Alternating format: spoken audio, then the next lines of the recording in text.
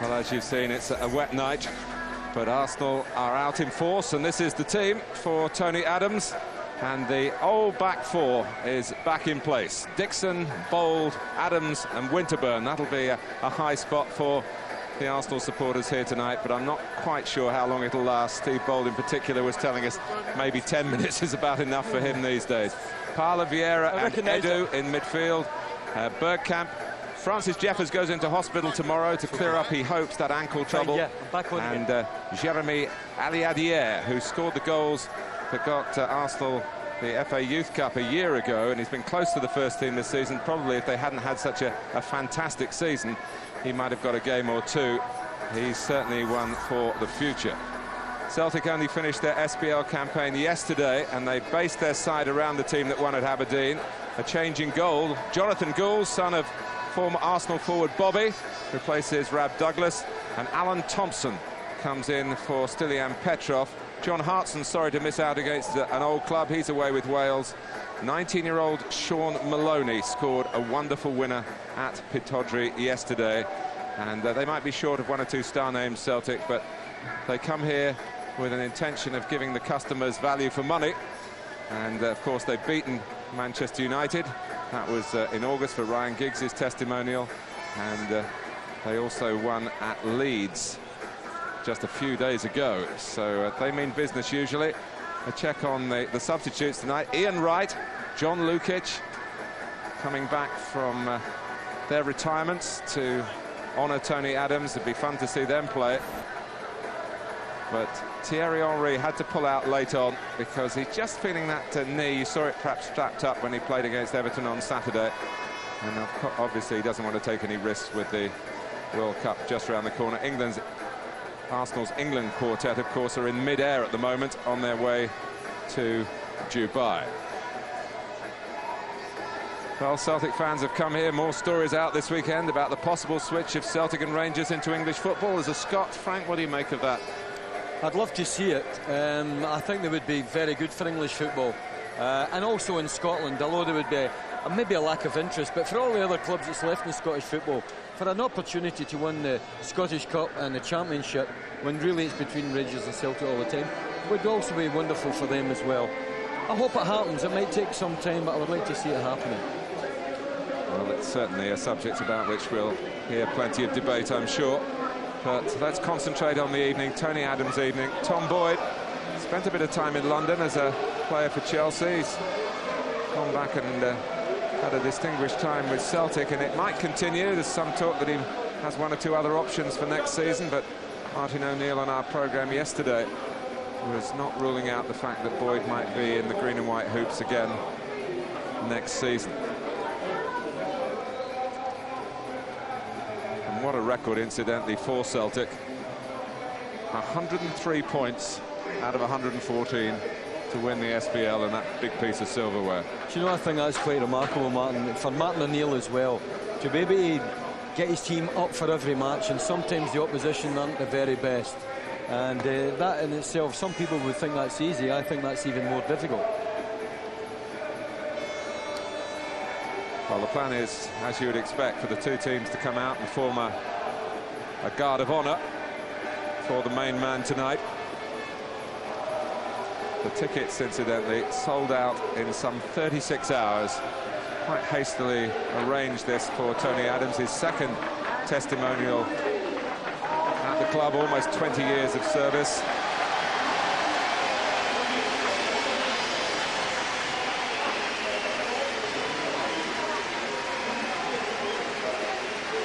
So Lee Dixon, who of course is finishing with Arsenal at the age of 38. There's John Lukic. And Nigel Winterburn. Good for Patrick Vieira with all that's coming up for him to start the game. It's an indication of the affection felt in that Highbury dressing room for Tony Adams. I spoke to Pat Rice over the weekend, just coming back from the Islington celebrations, Martin, and I was asking him about Patrick Vieira.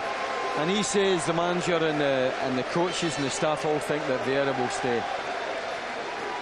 Arsene Wenger, the League Managers Association meeting having their celebration dinner tonight, at which it will be announced, I'm sure, that Arsene Wenger is the manager of the year. But the man of many a year at Highbury, and if it is to be goodbye tonight, it can hardly come at the end of a more glittering season. He's got his two children there, 7-year-old daughter Amber and the 10-year-old, not quite with the receipt of his dad yet, Oliver.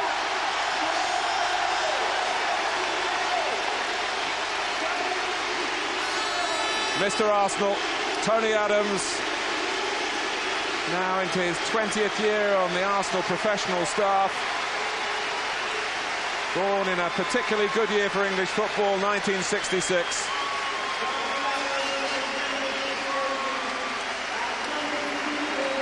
And from the boardroom downwards, everyone united in paying homage at Highbury tonight.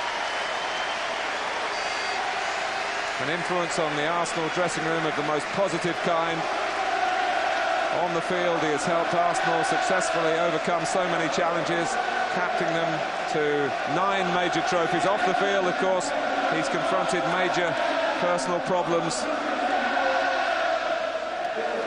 The Arsenal chairman, Peter Hill-Wood,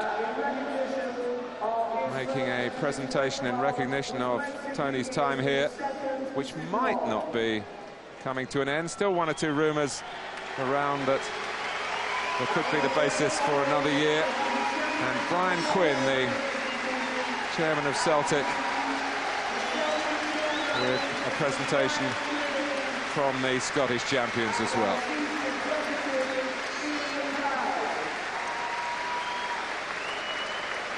Of course, Tony is now devoting his time to helping others through similar problems to the ones he underwent himself. Much of the money raised tonight he's pledging to his charity, Sporting Chance. He says he's feeling his age, that the body's saying stop. But after a few weeks' rest, well, that's when the final decision apparently will be made. What do you think, Frank? It's difficult. You don't really realise how injured he is and how much pain he gets. That's the thing that would dictate it, really. I think when you win the cup final and win the championship, you would think it's almost impossible to give up the game. But it just depends how much pain he's going through, and I think he's quite right. Give himself a few weeks back in France, let everything settle down. He must be up in cloud cuckoo land at the moment, and then he can make a good decision then. Certainly one for the family album. The FA Cup, the FA Barclaycard Premiership Trophy, belong to Arsenal, and tonight Highbury belongs to Tony Adams.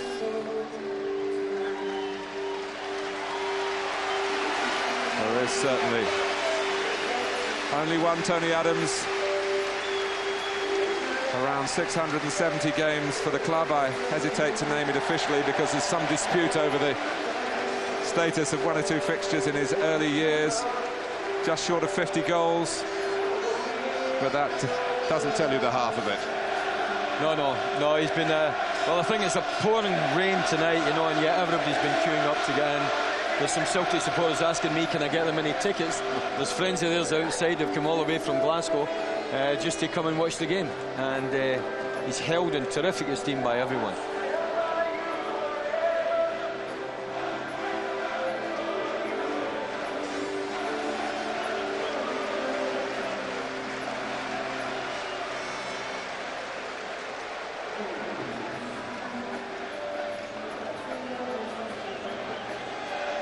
A man with so many friends, but you feel alone with his thoughts.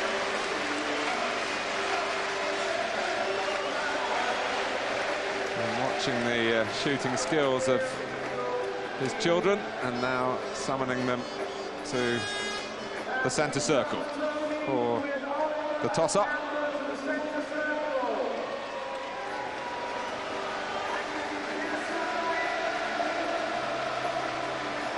You can understand why Celtic are so much in demand for these testimonial games. Talk about playing, whether they play in Scotland or in England, they could get by by going around as... as a celebrity team. Exactly, yeah. Yeah, they could. I mean, their supporters come down, sometimes 15,000 of them. I remember Sammy Nelson's testimonial, Martin. The Arsenal players or supporters actually had left after about 20 minutes after the game. But the Celtic supporters stayed on shouting Sammy Nelson's name until he came back out again on the pitch. You know, they're great, really. And they're very competitive in these friendlies as well, as you know. Dermot Gallagher almost sounds like a Celtic name, doesn't it? Well-known referee, of course, south of the border.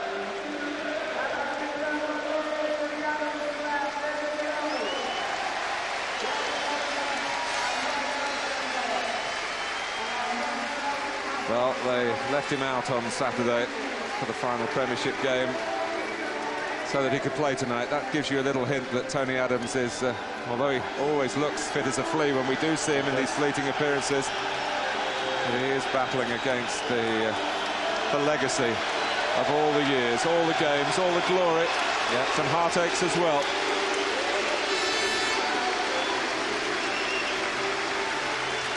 And the odd arm raised to say, hey, ref, offside. Exactly, yeah. You reckon he was born like that with his right arm up in the air. I'd say there'll be some celebrations after the game as well, Martin. You know, I remember David O'Leary's, and he walked all the way around the pitch to Simply the Best, the music. It was very, very emotional. I'm sure it'll be the similar game tonight. Well, Celtic kick off. The pitch drenched by rain for much of the day here. Here's Jackie McNamara. And Steve Bold wins an early header. Vieira, Bergkamp. Steve Guppy, Englishman, of course, is had one or two beatings on this ground in his time with Leicester City. Martin O'Neill lost all his Premiership games here, but during his time as Leicester's manager, he did mastermind the exit of Arsenal from the FA Cup after getting a draw at Highbury. They won on penalties at Filbert Street, you might recall. Bergkamp. Here's Ali Adier. Showed too much of it to Bobo Balde.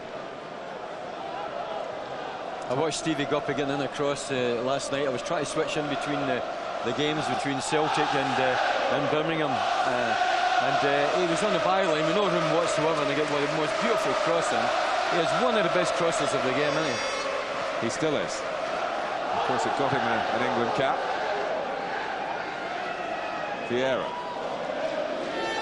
Edu, pleased to be a part of it. His life at Arsenal much more now in the centre of things than it was at the start of the season.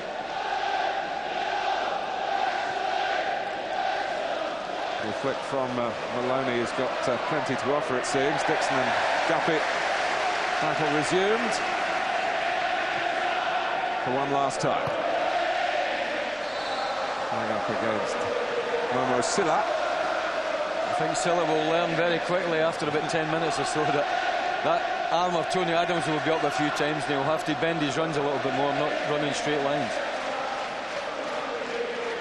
Here's Ray Parlour, still being mentioned in dispatches with England's midfield problems as to whether he might get a very late involvement. It's on the ball here. These modern-day footballs certainly fly. Yeah, they do. They move around a lot as well, and I'm a little bit surprised that he hasn't been called up. I think his form, especially in the last few weeks, has been absolutely top class. He's rested as well. He was injured for quite a lot of the season, so he's as fresh as a daisy to go in. He's adaptable as well. A little bit surprised with that one, Martin. Adams challenging Silla, typically. Touched by Colin Healy, who's been playing in England for part of the season on loan at Coventry.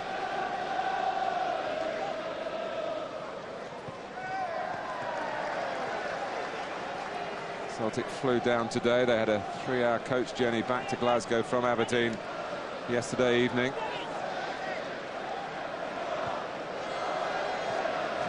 Most of them will be fresher than Steve Bold was feeling when he arrived here tonight. Yeah, I'm sure. Nigel Winterburn, of course, has been playing pretty regularly in the Premiership. Still waiting to see whether there might be a late offer for another season with West Ham. He was telling us before the game he's very keen, Nigel Winterburn, to play one more season than Lee Dixon. Dixon is pulling down the curtain, of course, and officially has done. Neatly done by Steve Bold. Vieira for Parlour. Francis Jeffers won't be, he was telling me, watching the Youth Cup final. He's interested in it, of course, as a former Everton man. Everton against Villa tomorrow, as he will be in hospital. This is Edu. Comes out of Jonathan Gould, back to the Brazilian again. Aliadier's in the middle, but so too is the son of a former teammate of yours, Bobby Gould. Yes, I remember Bobby very well. I think I was at a game of golf today, Martin, run for Bob Wilson's foundation, and I'd seen Bobby briefly. He never seen me, but I think he was out playing golf in the rain today. And he's due here tonight. Is he? Yeah. Just going to say about Edu there, he's been remarkably good. I mean, in the last few months, he's just come on leaps and bounds. Had a wonderful cup final, great game against Manchester United as well. That was a player that I'd almost forgotten about, Martin, because we hadn't seen him for nearly a year. And what a great addition to the squad that Wenger's got now.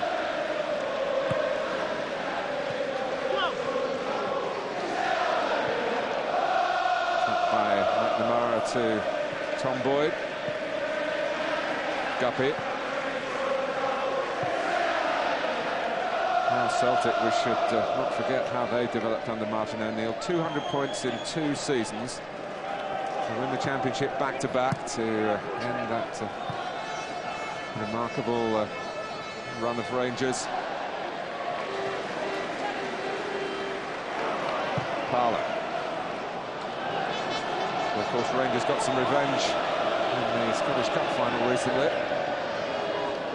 Guppy.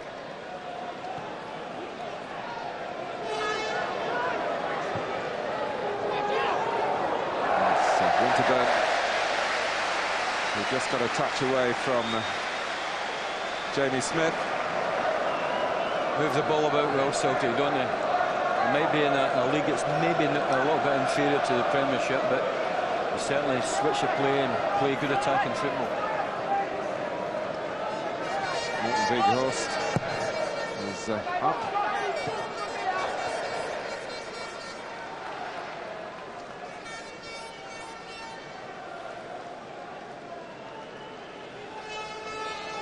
Well, an autographed shirt by Tony Adams of this particular strip would be a good investment if you could get your hands on one. Oh, that should go for quite a few £1,000. Dixon. Vieira. Arsenal not really announced their lineup until about 10 minutes before the kick-off, waiting to see who arrived, who was available to play. And here's Edu, and Patrick Vieira is flanked offside.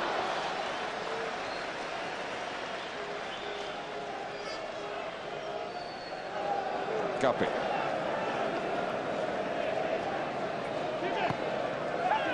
Here's little Sean Maloney is prepared to take Arsenal on then, and I think he'll be taking this just as seriously as if it were a match with points or progress in a cup at stake.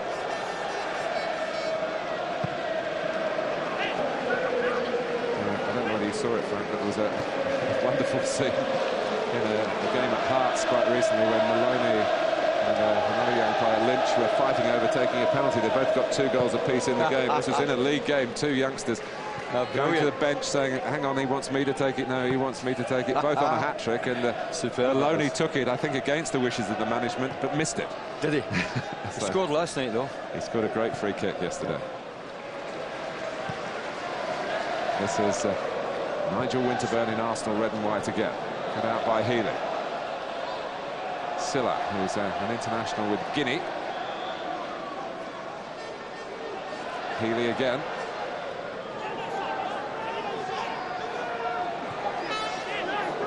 In the end, Celtic rather standing off and allowing Dixon to tidy up with the help of John Lukic, who of course won a championship medal not only with Arsenal but also with Leeds United as well. Can you imagine Silla getting a little bit of stick off the Rangers supporters with a name like that on a Saturday night, Martin?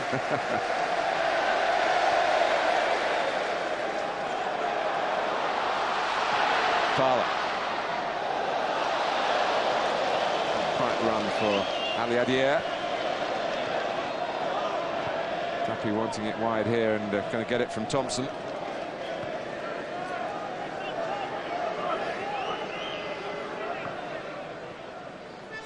Alan Thompson again.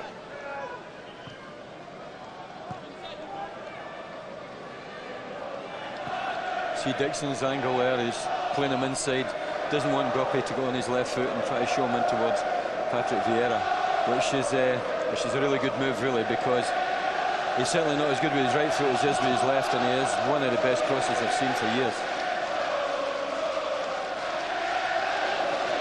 Winterberg. Well, the 10 minutes is nearly up for Steve Bold, yeah. But he's... well, he's with the Arsenal kids, isn't he now, Martin? He's with the Arsenal kids, so I would imagine he's keeping himself reasonably fit as well, and he still looks pretty good just now, doesn't he? Not an ounce of weight on him since he's retired. There he is again.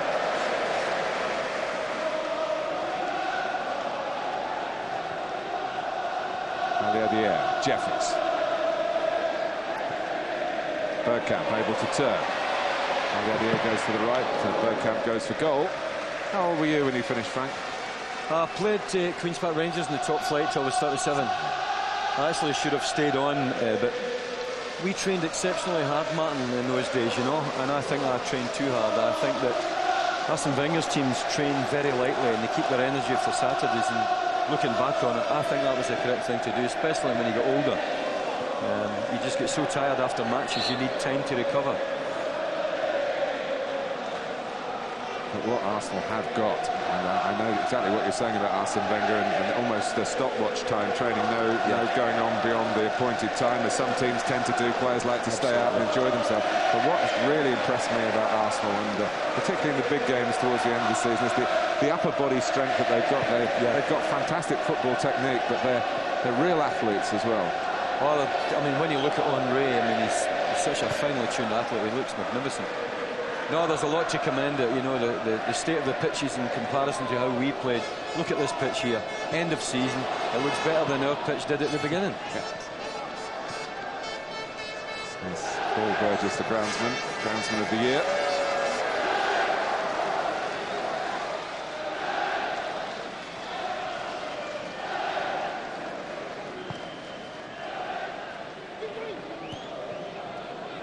Bit ambitious, Tony Adams, with the switch of the play then.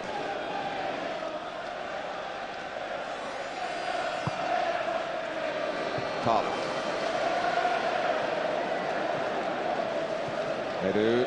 Celtic held a good line. Yeah, they do. They've done that 2 or 3 times now, Martin. They look as though they're well organised. They know when to drop off, when to hold their line. And I think the art of that has gone out of the game, actually. And it's when you see the old back four that Adams, Bold, Winterburn and Dixon and all that, they had it off to a tee, but Celtic looked well organised there. Yeah.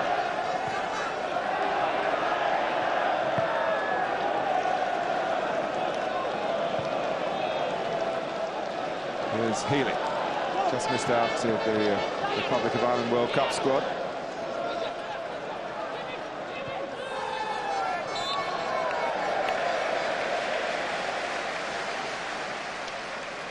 Is Maloney caught offside. Martin O'Neill just peering through the rain.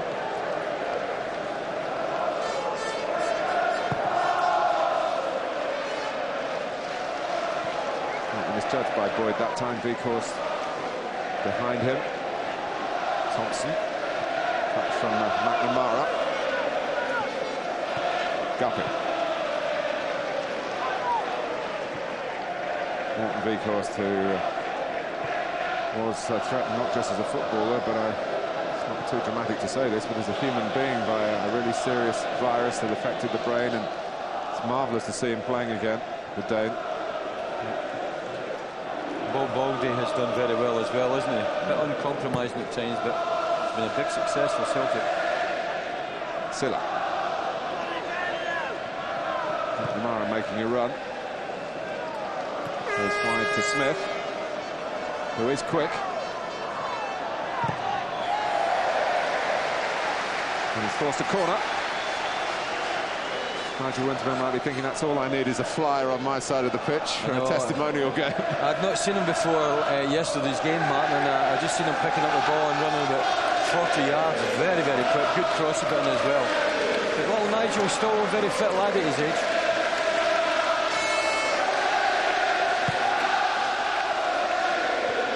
Adams. Aliadier, then Parla. Aliadier again.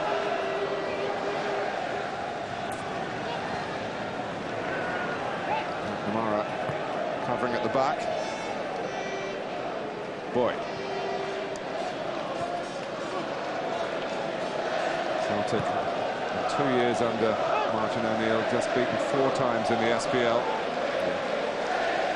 He must be a marvellous manager, Martin. You know, going there and Rangers dominating them for so long, it was a risky thing to do, but he's done such a fantastic job. We got a glimpse of Steve Walford alongside him there. He's been their coach for a long time, hasn't he? Won the FA Cup with Arsenal back in 1979. But, as you say, has been a long-time assistant to Martin O'Neill on the coaching side. Flag has gone up.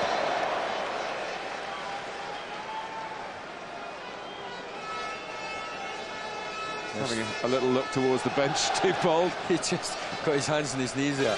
It's good the way they do that, you know. If Tony Adams starts attacking the ball, they come behind him, Martin. They don't stay off. They come right in behind him as well, slightly staggered. And if the ball is played through, somebody's always offside.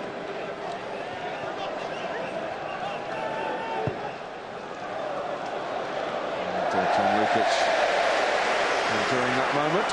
And the distribution is good as well. Plenty of space for Parla. Jeffers. Bergkamp coming from the far side. Parla taking it on himself. Jeffers. Blocked first of all by Weghorst. Cleared by Balder.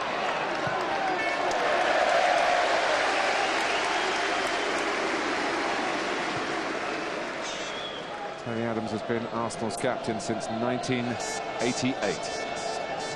3 decades, it's amazing that, isn't it? That will never ever happen again. I can't see it happening again. Brilliant.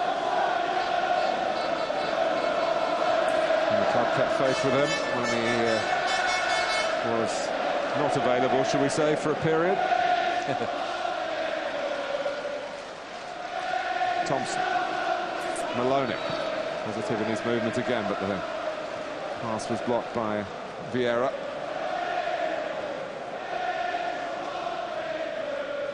Celtic fans yesterday at Aberdeen chanting, "Bring on the Arsenal."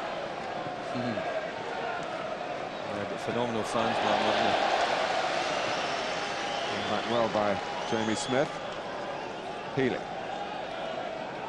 Thompson just drifted into space ahead of him, but he looked for Silla. The interpretation of the laws of the game were pretty different when Steve Bowles started. Oh yeah. His tackling from behind was certainly the feature of most of his career until the referees decided to put that on the banned list. Oh, Adams and Bowles playing against them must have been murder, because they could rattle you from behind. Both of them about 6'4", very strong. It must have been very difficult playing against them. There goes Boyd. Gould's kick has only gone straight to Vieira.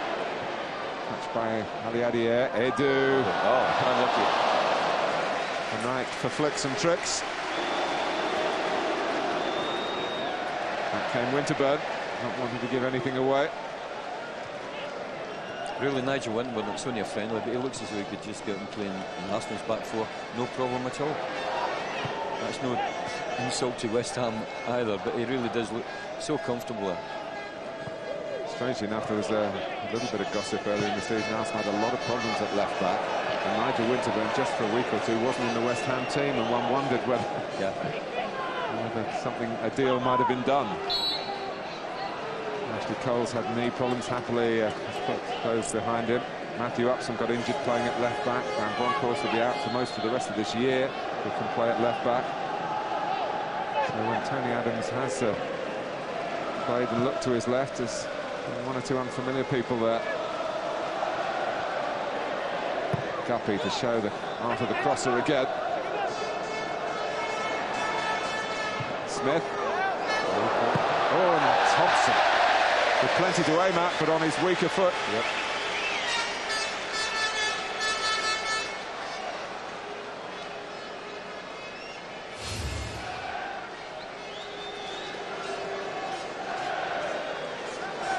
Decent chance. It was a good chance, Martin. As you said, he's got a fantastic left foot. His right foot's not bad as well, but just you lean back every now and again and they get caught there, and it was way high and wide. But nice to get a goal here because the football's been quite good. And Celtic are usually involved in these testimonial games, and there's always lots of goals, and I'm sure there will be before the end. Well, there were 2 up at Old Trafford in Ryan Giggs' game in about 8 minutes. That was a tremendous game. It was. Very competitive, that game, wasn't it? Actually, Adams hooks it away here, but Silla tries to do something with a header. Actually, Frank, on a more serious note, it was a bit of a taste of things to come for Manchester United. They did leak a lot of early goals when the going got serious. Yeah.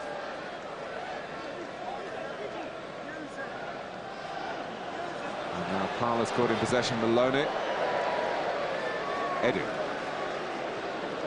I like a bit of fun in the testimonial, but I do like it to be a little bit competitive as well, because when you see just people knocking the ball about and there's never any shots at goal, it can get a little bit boring towards the end. I know that it's only for a festive occasion for Tony Adams, but it is nice to see a few goals going in as well.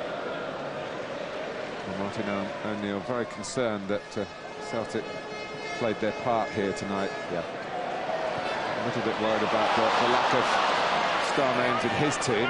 All through very understandable circumstances, injuries, international calls. John Hartson would have loved to have played. In fact, I think asked for permission to come and play half an hour. Yeah. And of course, Wales play Germany, and you can understand Mark Hughes saying, sorry. Yeah, he's done well there too, hasn't he? He's resurrected his career again up there, scoring lots of goals and going great.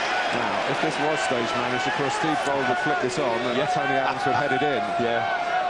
Copybook stuff. Don't know if I've had much chance to practice it. Too high. Oh, bad punch, yeah. Vieira.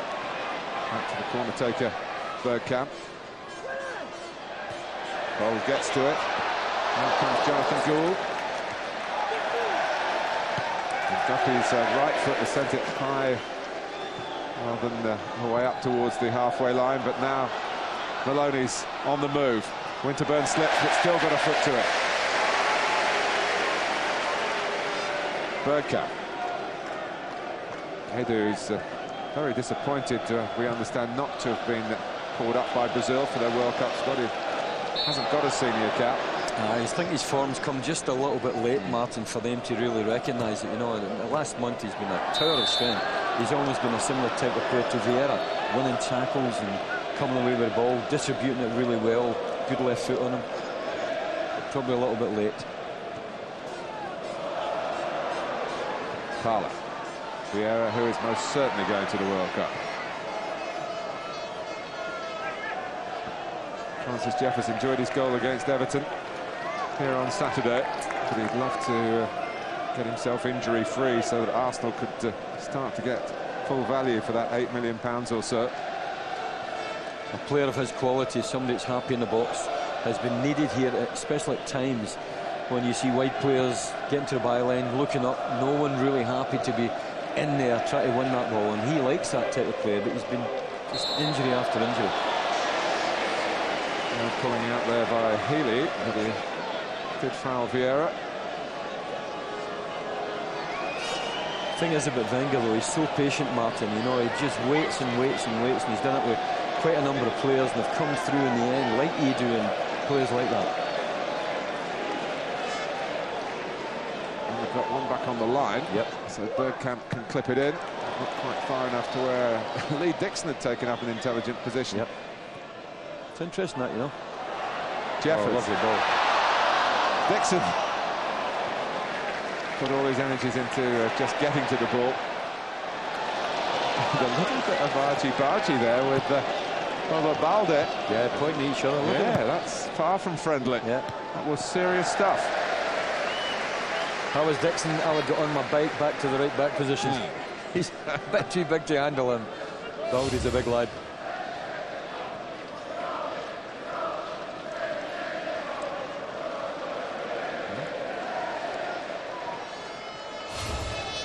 Dixon has had his testimonial. That was Real Madrid. Otherwise, there might be one vote in the Celtic camp against coming back here for the right back.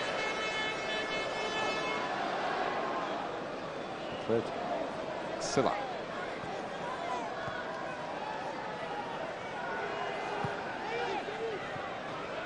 McNamara.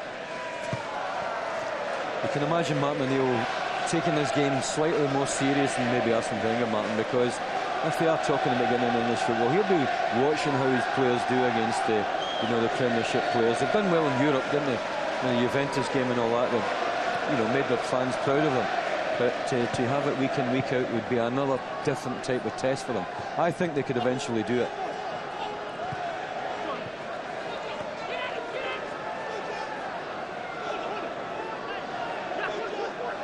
He goes around the outside, and Steve Bold did enough on the stretch. It was a desperately difficult ball to deal with. Thompson.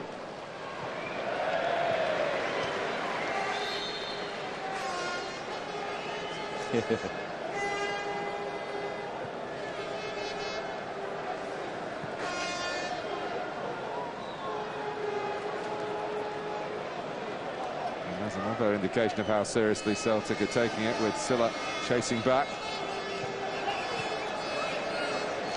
They're great value for money if you ever want to try and get a testimonial team, aren't they?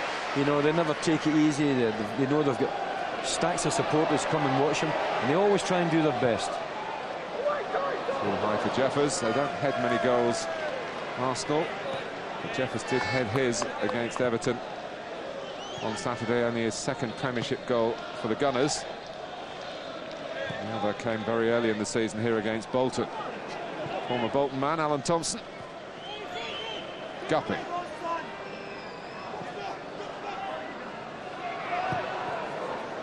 high for Maloney. Healy. Losing out to Edu. Bergkamp. Fully fit Francis Jeffers would have certainly had a better chance of making something of that bright idea from Dennis Bergkamp.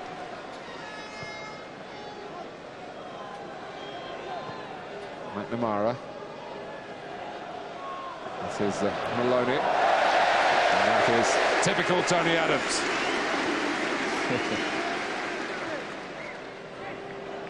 Have a look at Tony Adams. After he made the tackle, Martin, he's pushed up 15 yards. Have a look at Steve Bold. He's still 20 yards behind. Here's Jeffers with a chance. Well, he did miss kick it.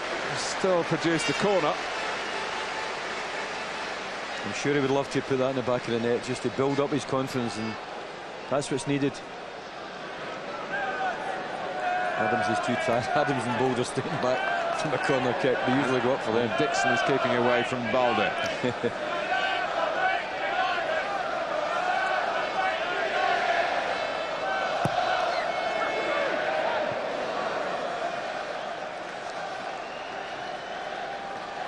I can't understand, Frank, given that you were a centre-back, certainly for the second half of your career, but it was George Graham that taught this back four how to defend your mate. I know. How did that happen? Listen, we can't believe it either.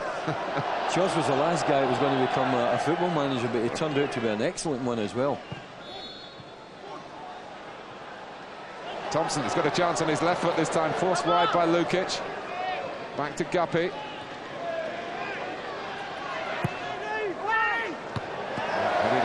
Bold, as if he'd never been away. He does really well, Guppy, in those positions. There's no room to move. He moves it almost backwards. He just moves it almost backwards and sideways and gets his ankle round it, and he puts in some fabulous crosses. Yes, and of course he came originally with Martin O'Neill at Wickham. Yes. And Leicester, now together at a third club. And there's been a lot of success along the way. He likes his width in these teams, Martin O'Neill, doesn't he? He always likes the wingers playing there. And he likes his three at the back as well. He does, and he likes plenty of height. Same at Leicester City as well. 3 big centre-halves, 2 wide players.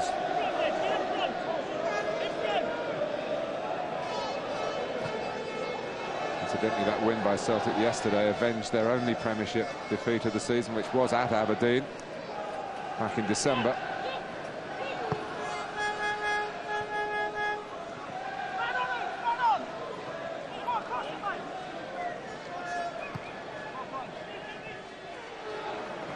Healy.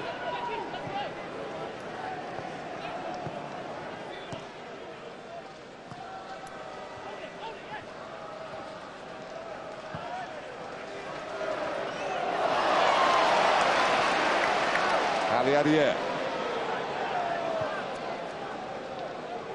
I've heard some great reports about that Aliadier, Martin. It's the first time I've actually seen him play.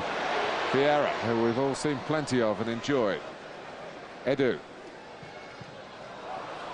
He's hit one shot tonight, but for a Brazilian, the point Andy and I have made a few times, he's quite reluctant to shoot, given the power that he's obviously got in that left foot. Well, Maloney came back. Yeah, thinking he was going to get caught offside. That's the old decoy. He used to do that, pretend sometimes, shout offside and step up a half a yard, and the forward usually comes back, and really he could have been through.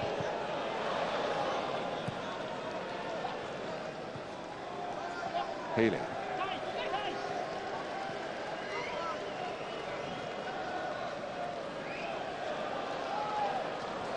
Brilliant how they hold their line there. It's absolutely brilliant.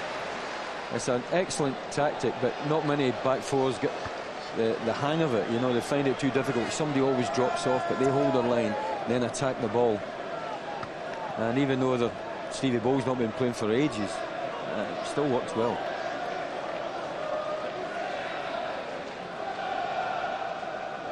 Ingrained habits.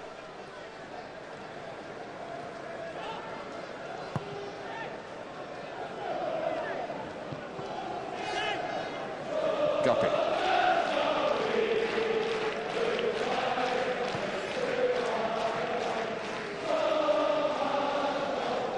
Decourst. It's got through to Momo Silla. Quite the final ball. That was a problem they had in the game yesterday. They felt that play was good. It's a sharp little player, Maloney, isn't he?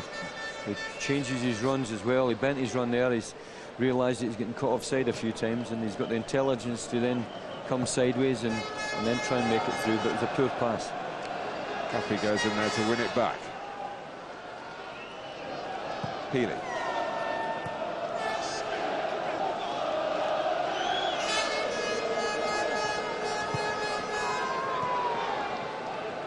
Silla. Jeffers trying to steal it away from Balde, and he caught the Celtic defender. Yeah, caught him late there.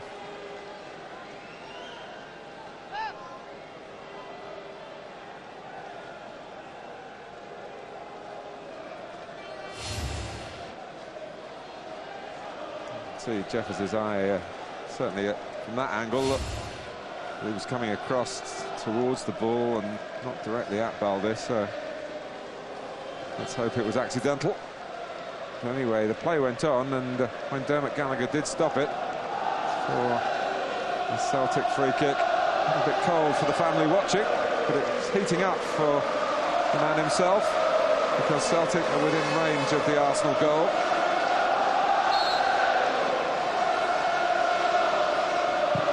Thompson! Oh, what a goal. We talked about the left foot, and there it was, a perfect example. It zipped in. Bounced just before Lukic as well, and really picks up speed after that. Superb shot, right in the far corner. Couldn't do much about that, I don't think. Well, Celtic making a point against a Premiership club. Not Arsenal's first choice, not for this season. Back line and goalkeeper were first choices a few years back, but anyway, they're in front, and their wonderful supporters are letting everyone around the capital know it. Celtic supporters, Martin, will take this as proof that they can handle anyone in the Premiership. They really will. They don't care if it's a friendly or not. Bergkamp. Winterburn. I saw one Celtic fan with a shirt half green and white hoops, half red and white for Arsenal now. Yeah. He's gone to some trouble to get that sorted out for tonight. He probably had a Leeds one a few days ago at Elland Road. Yeah, they live for football, don't they?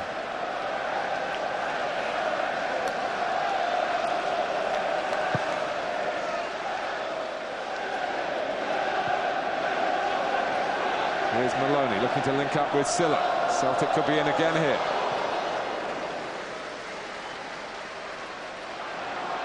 Parler.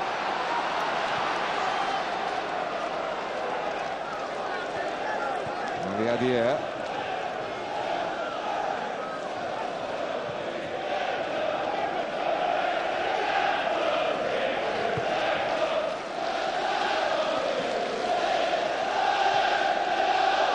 Vieira.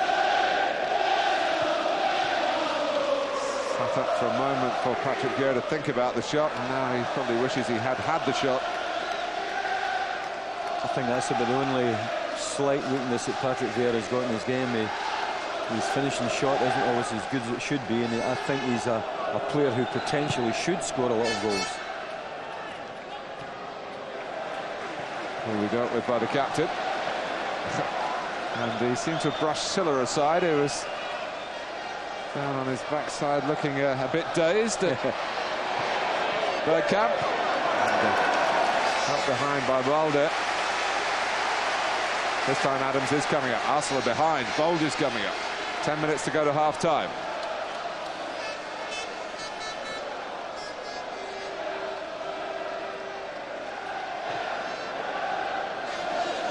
Bergkamp. And out by Weghorst. All but Maloney back behind the ball, and he almost was. Yep, Martin O'Neill's always done that in his play as well. Always got lots of bodies behind the ball. And if you take a long time in your build-up, by the time you get to the 18-yard box, the only way you can get through them is a cross. So he gets three big centre-halves, and then they head it away as well. So they're very difficult to break down. Here's Healy. Here comes Celtic again, but Sean Maloney is offside.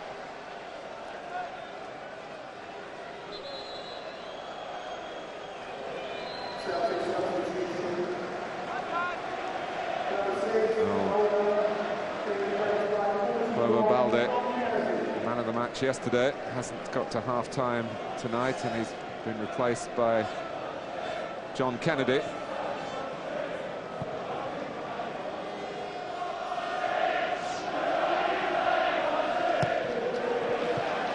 And the idea, it's just caught by Boyd then.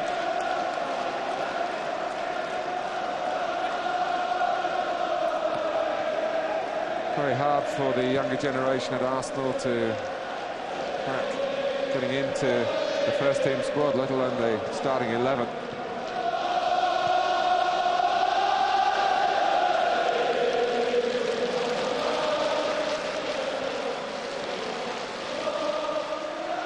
Guppy.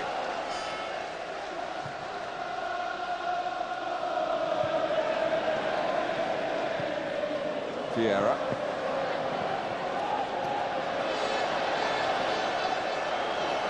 He's a little bit surprised, Patrick Vieira, about the commitment of the opposition. Yes, he will be. He just stood there. He's not even hardly moved yet. The ball's 50 yards away. Guppy. Healy.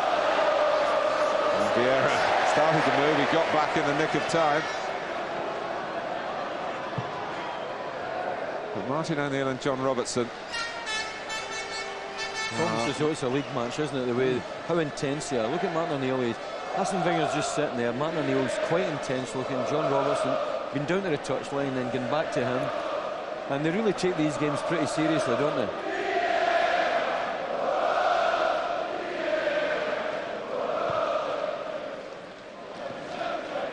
Winterberg.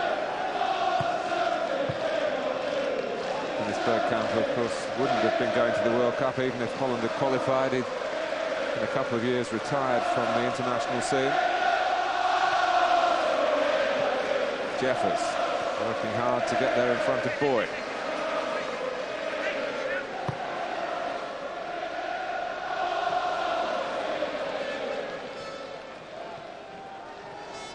Thompson.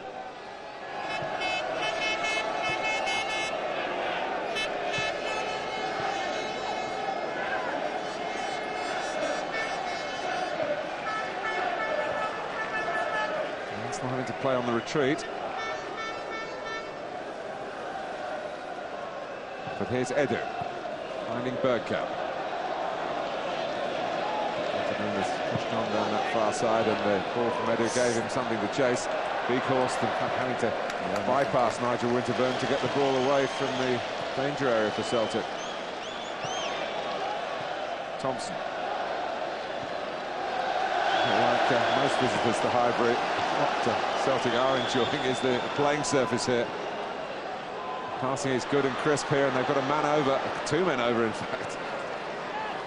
Guppy. Maloney.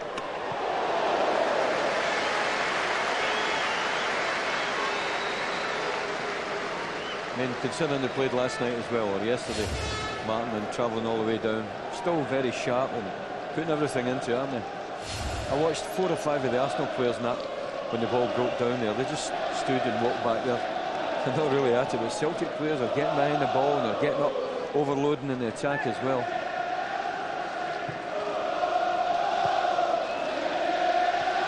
Vieira.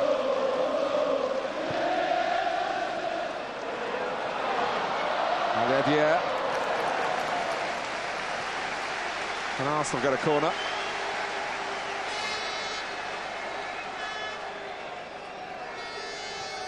Again, Bergkamp across to take it. Jefferson by the goalkeeper. Adams and Bold. And also Edu, who's got a bit of height to try and use here. Yeah, stays out of it. It's over Bold. No free headers there for Tony Adams on his testimonial night. First testimonial, incidentally, wasn't a successful occasion. At the start of the season against Crystal Palace, they only got around 12,000 here. This is a packed Highbury, and they're seeing a genuine game because Celtic are making it that.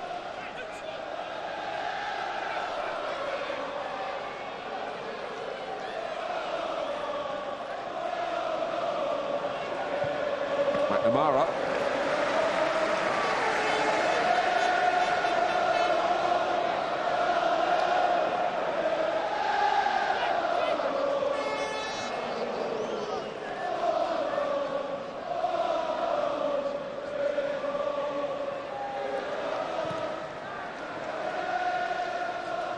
Guppy. Well, they're certainly not walking alone here, and they're certainly not walking Celtic. They're running and chasing, and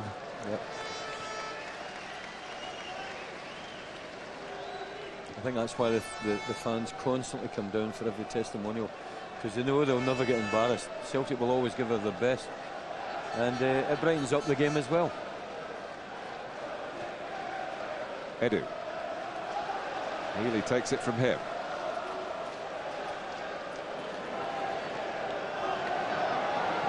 And he's waiting for Smith, but it's got to be absolutely right with Winterburn around.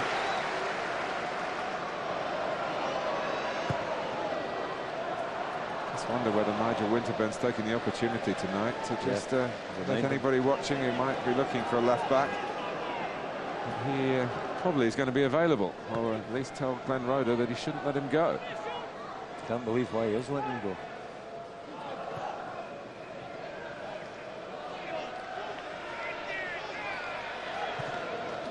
Thompson, Silla.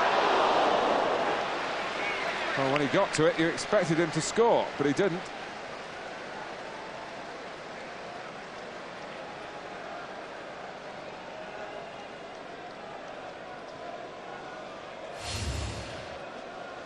Yeah, a chance here. I think John Lukic was caught a little bit on his line there. In fact, all the Arsenal back four have pushed opposite. Nigel Martin, he played everybody on side there, and John Lukic maybe a fraction slow coming for it. Could have been a second goal for Celtic there.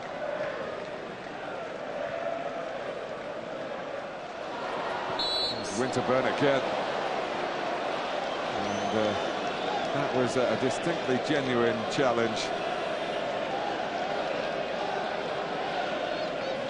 from Kennedy. Yep. Good tackle, Miney. Caught him when he got the ball first.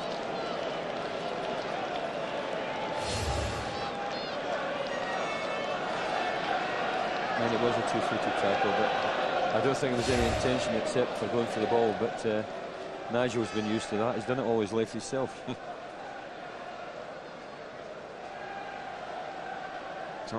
John Kennedy, who has the football in his blood, the grandson of the Celtic legend Jimmy Delaney. Oh, yeah, I remember Jimmy Delaney well when I was a kid. He was a big hero in Celtic, yeah. Let's just break away while the treatment's going on here, and here's some tributes to Tony Adams from the Arsenal staff of this season. No better leader I've ever played with. Just to watch him in action. Obviously I've been out a bit this season, but to watch him from the touchline, still at the age of 35, 36, whatever he is, he commands respect just from his presence, and I can't talk highly enough about him. Tony for me is a great leader, not only on the pitch but off the pitch as well. I think he showed it many times on the pitch, of course everyone can see that, but off the pitch I think there are a lot of examples of small things that he is arranging for us, and he gets it done. And yeah, for me he's an example of a great leader. A lot, because I was young, and player like him are talking a lot. Shows a way how to behave on out the pitch, and to have him like an example is fantastic for the young players.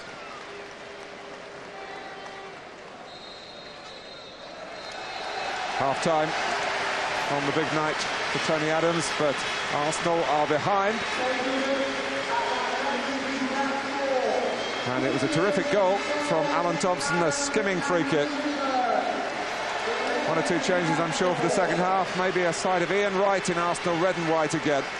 But at half-time here in the Tony Adams testimonial, it is Arsenal 0, Celtic 1. Arsenal in their own stadium, like Arsenal beat Manchester United. So I'm looking forward to the second half, and I think a certain man called Ian Wright will get on the score sheet.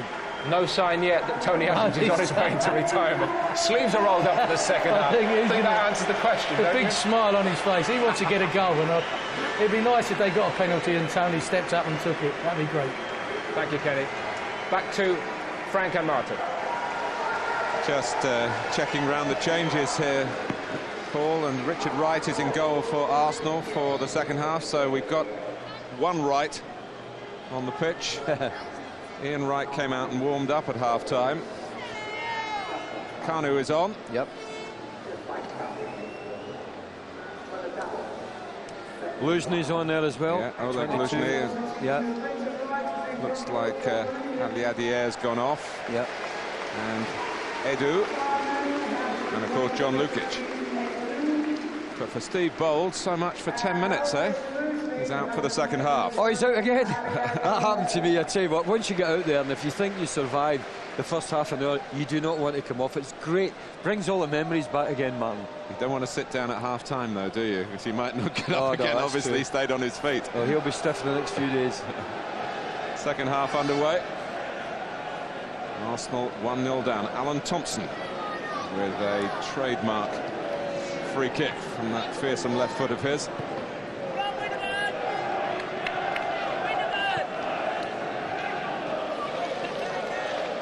Hope that makes it clearer for you.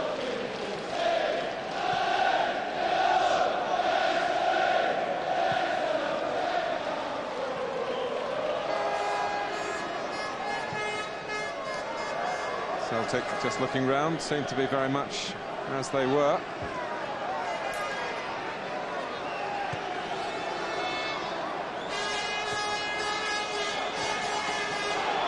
Kanu. It's a corner.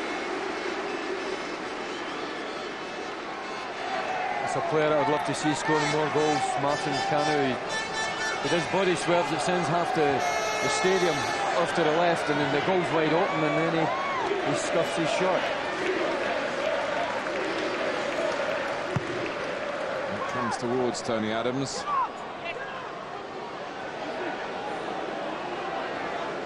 Luzhny. Oleg Luzhny finished limping here on Saturday, and it was quite a moment really, because Stuart Taylor was about to come on for Richard Wright to get the 10th appearance and his Premiership medal with it. And Arsenal had only got that one substitution to make, and Luzhny went down suddenly, and It looked as though Taylor's moment might be ruined, but Luzhny soldiered on, and he's obviously not too badly hurt because he's out here for the second half tonight. Silla.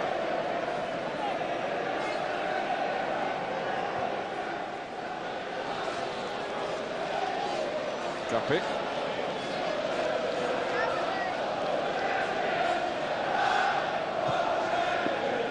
Healy.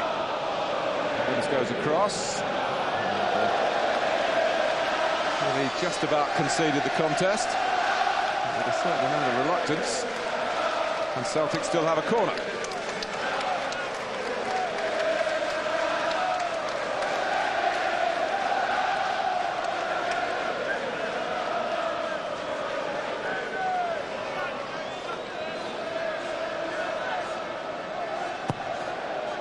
Started a little further out, I think, than maybe the corner plan was. Kanu.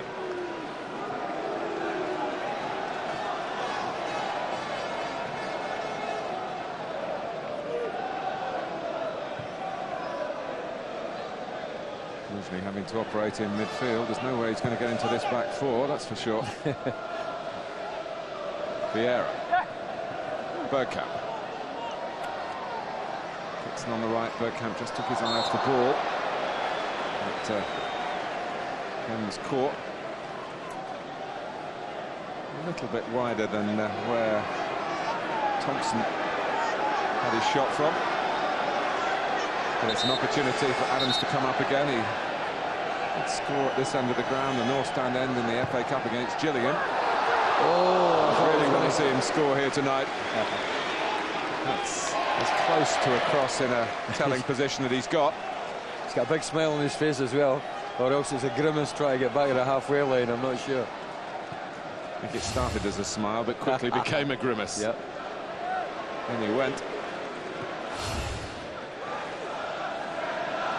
Vieira.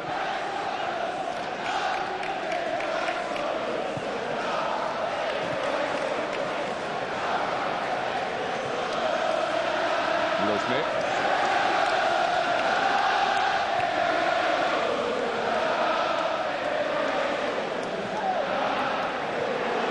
Here's Healy. Guppy, 20 forward for Celtic here. And Guppy will get a cross in if he can. It comes off the head of Bold, collected by Smith.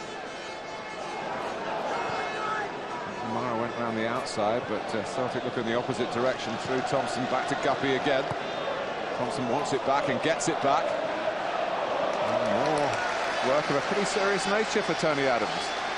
Yeah, he had to get across to leave his man Silla there and go on to Thompson. Some of the midfield players of Arsenal are not tracking back. When the ball goes behind them, they're just letting it go.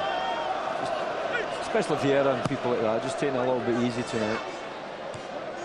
Bold certainly isn't. Jeffers, now Vieira's making a run. It's Parler on the ball, and Bergkamp.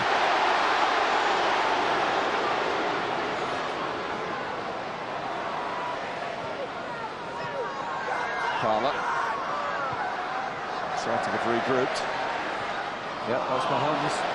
You take your time. The ball really was to Kanu on this far side. He was wide open, but only for about 3 or 4 seconds, and then the Celtic shots got back round him again. Silla. Smith is with him, and Silla looked for a bit of personal glory then. Yep. And he got a bit of an earful, I think, from Alan Thompson. Again, which is not the sort of thing you expect in the usual testimonial. No. He really should have played it to Smith, who was just trying to get behind the Arsenal back four wall there. This is the kind of game that Kanu should be absolutely brilliant in, because he's got so many tricks, isn't he? You get a little bit more time and space than you get in a league game.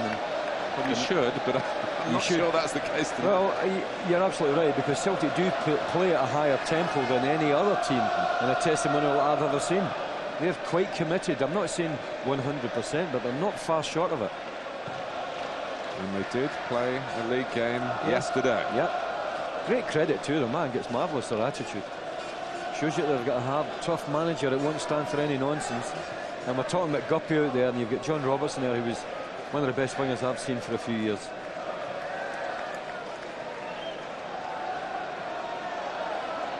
Vieira.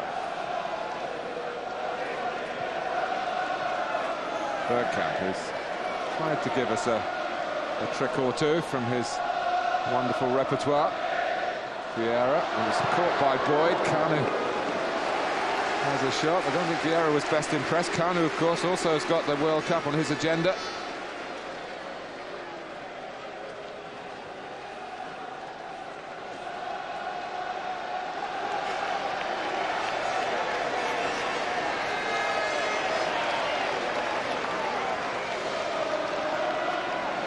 Stevie balled up again, Martin. Great run into the box.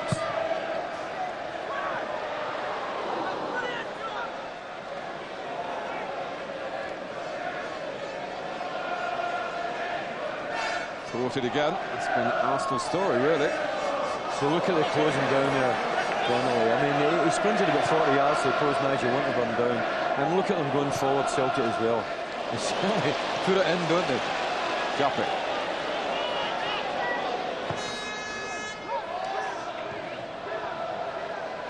Healy. Only stayed out on the right-hand side. Thompson and Guppy a chance to get another of those brilliant crosses in. Oh, Silla. Just Nigel Winterburn's touch. Arsenal needed it. Smith. McNamara. Flag has gone up. Furious to Celtic fans at the clock end. Just thought of one other thing Celtic might try working very hard to do here. Stop Arsenal scoring. Yes, that's right. The side that scored in every Premiership game. Good point, Martin, good point, yes. Arsenal are caught in that sort of a dilemma, Martin. They want to put on a testimonial game here and enjoy it, and yet they don't want to get beat being professionals at the same time. But if you don't match Celtic with their work rate, it's very hard to up your tempo and get into the frame of mind that you really need when you're playing against someone like Celtic. It's 1-0 against the Arsenal. Silla. Taking them on. Adams first across, Parler coming back. Winterburn was caught upfield. Maloney. Still on here, Wright and Smith, and Richard Wright was quick off the blocks. What gets me about Celtic is no matter who they play, whether it's in Europe or not, they never look frightened of anyone, Martin. You know, they're talking about could they play in the Premier League, but any time I've seen them against any big opposition, no fear at all, they go at them.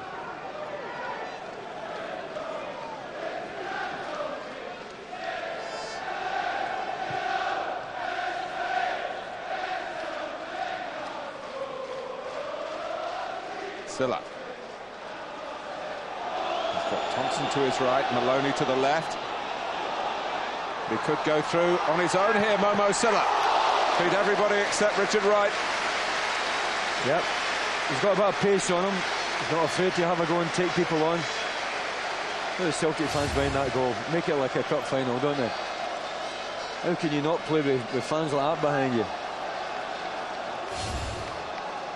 I'd love to see Rangers and Celtic in the Premier League, I really would. It's a great argument that's been going on for years, and it would be terrific to test it out. It's what they would leave behind, I guess, is what would happen to Scottish football.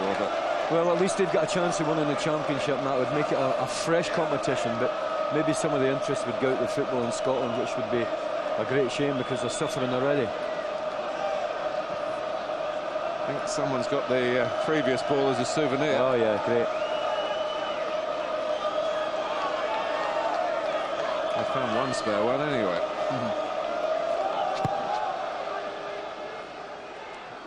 Adams easing Kennedy out of it. I won't embarrass him by mentioning by name, but one of the Celtic backroom staff who's been around a long time came in having had his first look at Highbury and said, isn't it small? Yeah, I suppose compared to Parkhead. Yes. Well, it is really now, you know, I mean, that's one of the reasons, obviously, why Arsenal are moving. But I tell you what, it's small but beautiful. And don't forget, before all the Seat Stadium came in, you could get 65, 70,000 people in there. So it didn't seem so small then, but I have been up with Celtic Park and it is much bigger, and it's tremendous as well. And that's what will happen with Arsenal in the next couple of years. Well, there's no offside this time. Silla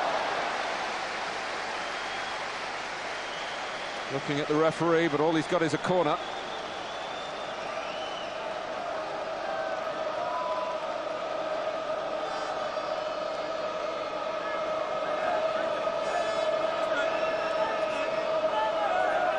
Short corner by Celtic, leading at Highbury by 1-0.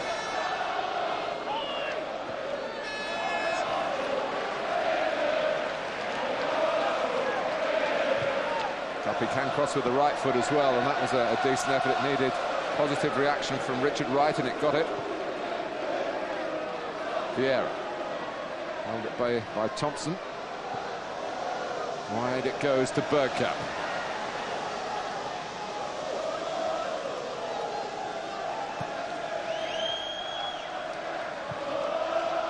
Look at Silla tracking back to stop Vieira getting on the ball and to make Arsenal have to turn and defend again. The centre forwards come off as well. They're not content standing up against Tony Adams. They know coming off, turning, going at them will give them more problems than just standing up against them. Their work rate is terrific, and it is a testimonial. They're not full out, Martin, but they're not far short of it. And as you said, when they lose the ball, everybody's behind the ball. When they attack, they'll get terrific support going forward as well. That's very simple tactics, but very good tactics. Dixon slows down again. You could say, of course, it's not the full-strength Arsenal team, but it's by no means the full-strength Celtic team either. No, it is not. But I think Arsenal have got a different agenda. I'm not trying to make excuses for them, but they have got a different agenda. They've done everything they wanted to do. I think Celtic are still trying to prove that they're good enough for any country or any league. Well, it's Juan, the Brazilian, who played for Arsene Wenger in the FA Cup against Gillingham. He has the extraordinary squad number 57. So we might expect some variety to his play. Well, I haven't seen him, Martin. He talked earlier, Frank, about the problems at left-back. It got him a game. He played left-back in that FA Cup tie. 20 years old from Sao Paulo. And Arsenal do scour the world for talent, not just senior players, but young ones to give them a chance. Kanu! I think that he's capable of things like that much more than he actually does, and maybe it's all down to confidence, I don't know, but Kanu scores about 4 or 5 a season, should be in the 15 bracket easy. He's got wonderful skills he's got. Silla.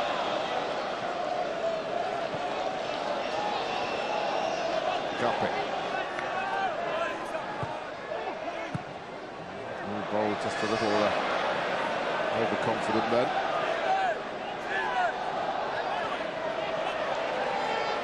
Needed Vieira in the end to sort it out.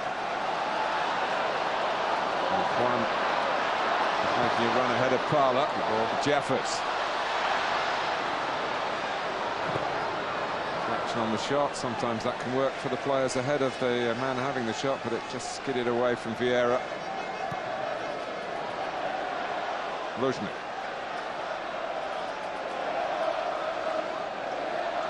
I think in bringing on Juan, Arsene Wenger trying to give Celtic a taste of their own medicine, a young, keen player with plenty to prove. Well, he's been up the right side, and then he's on the left side and running like a little hare. He's very keen to show well. You know, when you think about the people try and compare the double teams in that, Martin, it is so difficult, really, because Arsenal are scouring. Oh, hang on a minute here, Silla's away. He's got Steve Bold. Adams is trying to get back. It's still Silla. Oh, what a save by Richard Wright. Oh! Well, I was going to say he was beaten on the follow-up, but Maloney didn't get the goal that was shaping up for him. Stevie Bold's really struggling there, but he's done well staying on. But lovely display here by Silla. A little trick there, terrific shot, wonderful save as well. I thought Maloney was going to bury it again, but it's another save hit off Richard Wright. It's Maloney in the mix again. Yep. Yeah, just saying there the difference of the double sides, Martin. You know, we played with maybe 15, 16 players and 71 all British players. Arsenal are combing the world, as you said there. You know, you can't really compare them.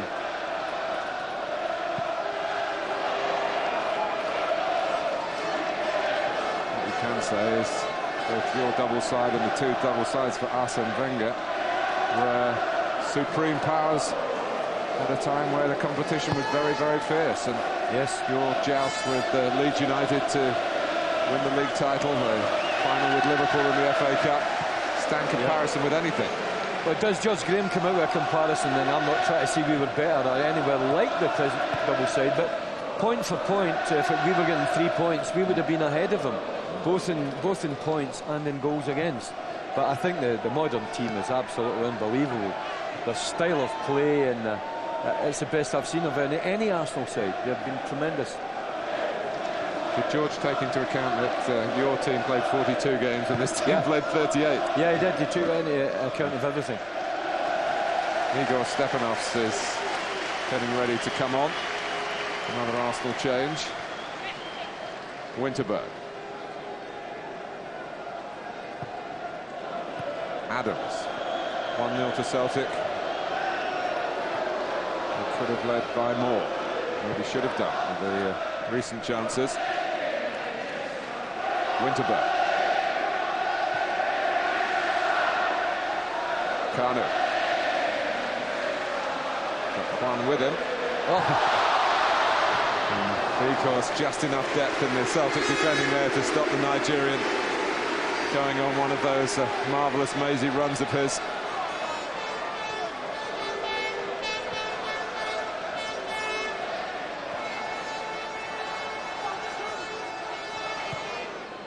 Lushnin. If you talk about Celtic being a potential celebrity team for testimonials, you think of Kanu, it could be a one-man equivalent of the old Harlem Globetrotters on a football field. Absolutely, he's got bewitching tricks, isn't he? Some of the moves he does is absolutely unbelievable. Steely ball, going off. Very good effort. Brilliant. The old campaigner, 2 years into retirement. And he's played without the standards dropping for 64 minutes here. You know, everybody was raving about Tony Adams 2, 3, 4, 5 years ago. I thought he was a fraction underneath Tony Adams. I thought he was so underestimated because Tony Adams was so good, but he was right alongside him. It was superb partnership they had. And of course he got a relatively belated call into the England side, yeah. He was quick as well. He could read the game, good understanding of the game. Superb servant he's been. So it's Adams and Stepanovs.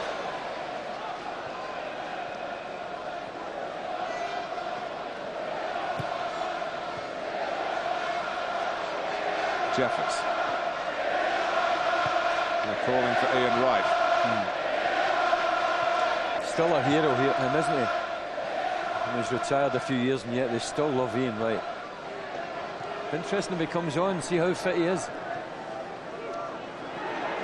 Vieira. Look at the players behind the ball there, Martin. There's about 9 players there behind the ball. If Arsenal are going to get a goal here tonight, they're going to have to really earn it.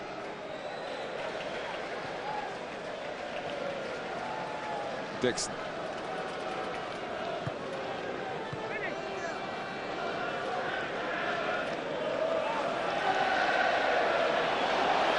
Jeffers caught out, again expecting a bit of licence there, but this game's been going long enough now in this style to know that that wasn't going to be given to him, nor to Adams.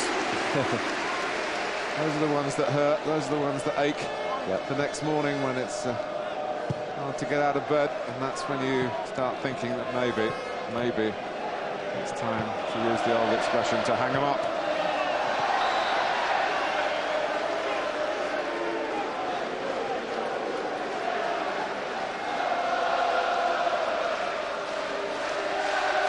He's been blessed with many things, Tony Adams, but he hasn't been blessed with good weather. So his night, the rain is relentless, and so in their style of Celtic.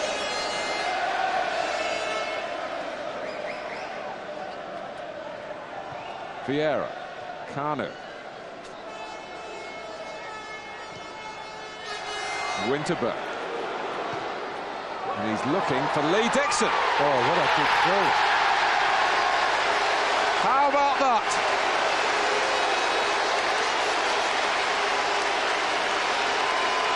Well, Tony Adams might play again. Lee Dixon won't, unless, of course, there's another call for a testimonial. His official time at Highbury has come to an end. And my goodness, he deserves some salutes. But he's got a goal here against the most obdurate Celtic. That was the goal you were talking about, Martin, as well. That's another game they've gone with scoring in it. And it was a difficult header as well. It wasn't easy as header. You had to sort of knock it back from the other side. Here it comes in here, the cross. Beautiful glancing header.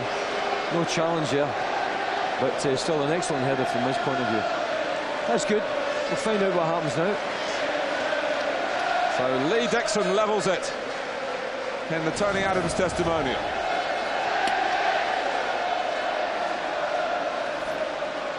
Vieira.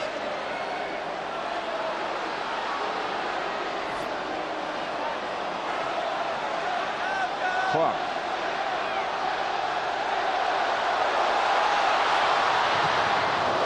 And it was a header.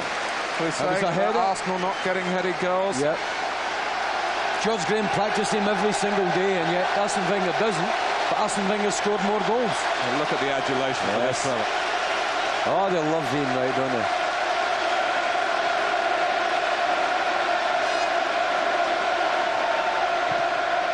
If I was coming back, Martin, I'd come back as a centre forward, I'll tell you that. That's Winterburn just catching a piece of Alan Thompson. The spare Frank McClintock's blushes, incidentally. He's been signing autographs from our gantry all through half-time. And is part of the Arsenal Hall of Fame, you bet. As, of course, is Ian Wright. And here's Smith.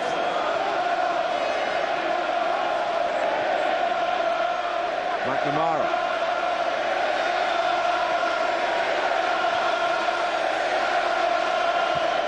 Smith's cross. And Dixon with a decent header in his own area.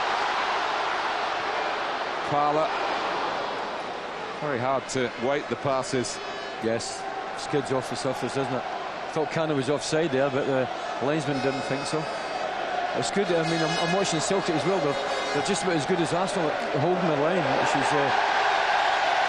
what's happening now? He's got his shot off Ian Wright. Crowd are ready for him.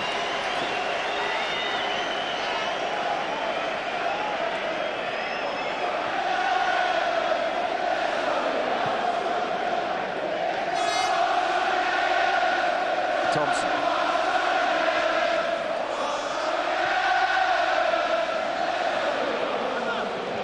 Silla, that's beautifully done. For Guppy, for Thompson. And there's Adams using the conditions to his advantage. Back comes Boyd. Will Smith get this? He won't. So it is time for Ian Wright. And there's a 16-year-old there, Ross Wallace, for Celtic. And of course, we shouldn't forget that Ian Wright did play, I think, 10 games for Celtic after he was released by West Ham. Yep, forgot about that. Can't quite say a foot in both camps, not really. No. Doesn't stand comparison. Not at all. Being Arsenal's all-time greatest goal scorer. One's a lively little player, isn't he? He's full of energy and enthusiasm. Here's Dixon. Still can't get Ian Wright on. Maybe now. Dermot Gallagher goes across to supervise the substitutions. It's Fanny Jeffers who heads from Highbury to hospital, and we wish him luck with the operation that hopefully will clear up his persistent problems. Welcome back to the man with a sunshine smile despite the rain. Mr. Entertainment these days. Yes, he is. He still looks very well, looks very fit. I don't know if he is, but he's not carrying any surplus weight at all. Look at that.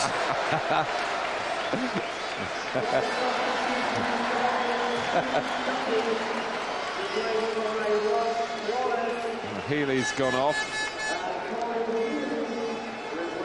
Mark Fotheringham has come on as well, wearing number 34.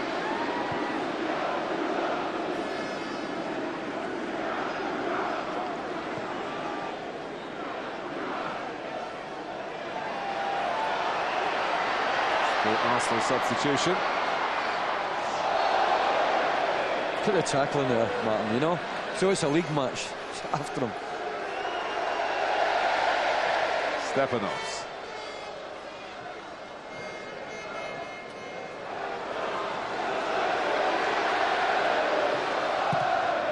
In the end, looking for Kanu, using Ian Wright as a decoy. Wright chatting away to Tommy Boyd.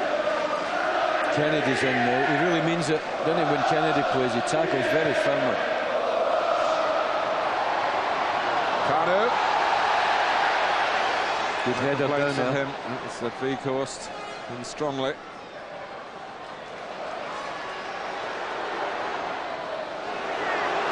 Winterberg, having made one, that's the scorer.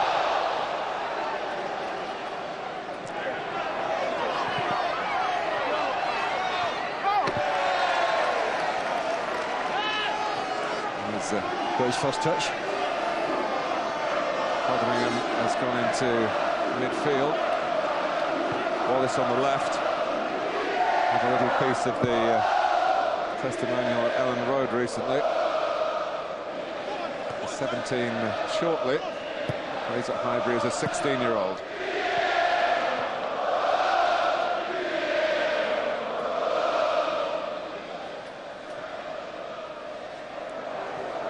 Patrick Vieira's song. He comes from Senegal. He plays for Arsenal. Of course, he'll be playing against Senegal for France in the opening game of the World Cup. Well, the crowd love him as well, don't they? And sounds good news if he's going to stay. The spirit was willing, but I think the flesh was just a little bit weak. It's embarrassing that happens to you. Done it myself. In goes Juan, whose legs are a little bit fresher. Of course, in the mind, you think you can still do exactly the same when you're in full training. The body doesn't come along with you, does it? Oh, he is in full training. So there are other circumstances here. It is very slippery. I don't think that was the reason Ian Wright went down. Certainly not the reason that Juan ends up on the deck. It's a foul.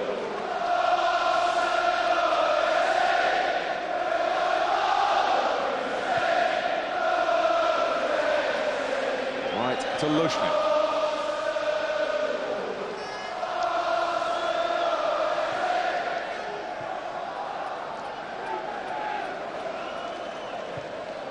Ambitious from Tony Adams and spotted by Maloney. Thompson.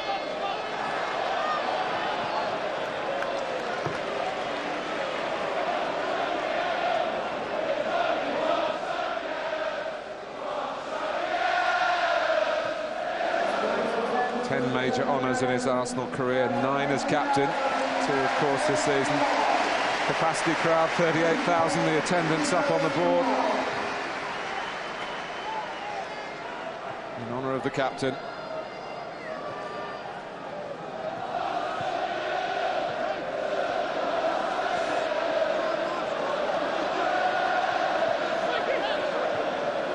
Silla.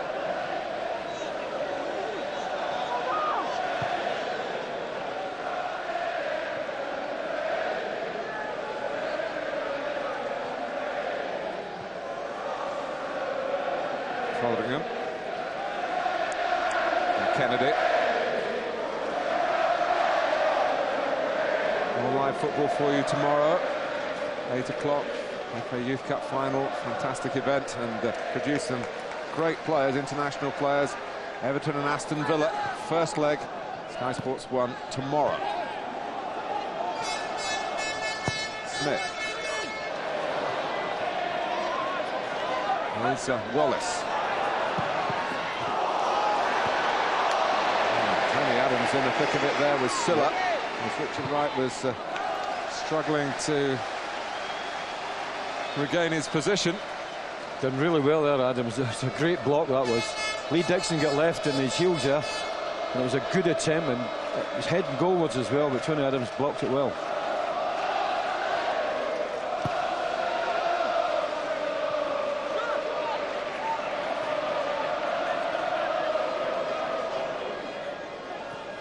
Very busy team, aren't they, Martin, you know? Never standing still, they're always on the move, always closing down. Just thinking, Wallace is 22 years younger than Lee Dixon on the far side of the pitch.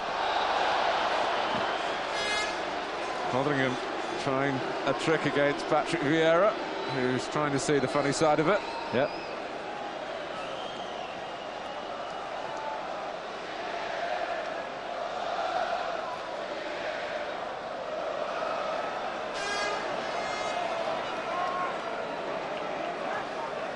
Can Alan Thompson repeat the feat of the first half? Jackie McNamara is there as well. But it's Thompson, and Richard Wright fares a bit better than John Lukic. Superb shot, wasn't it? What was that, 40 yards out, Martin? Drilled it well, good save. Here's Wallace again. He's a bit sharp too. Coolly done. Nigel Winterburn certainly fit enough to go the distance here. I think Arsenal are going to need him to do so. Celtic are about to bring on more of the kids.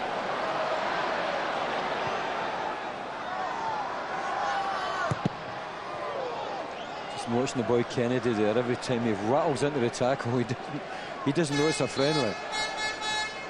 The backup goalkeeper is Mikhail Herbe, French goalkeeper in his first season with Celtic, and he's going to get 10 minutes or so at Highbury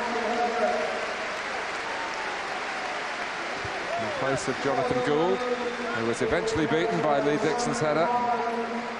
Ryan McCann, number 28. Tony McParland is on.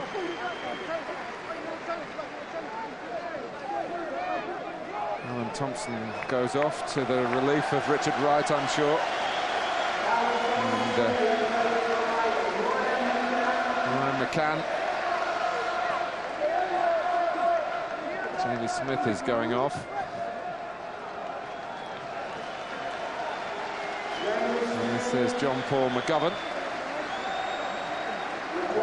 Martin O'Neill choosing the opportunity to give some experience to a group of players who've been a long way away from the first team on a regular basis this season. Yeah, also to give the players a rest as well after playing yesterday too, and a long season as well for them.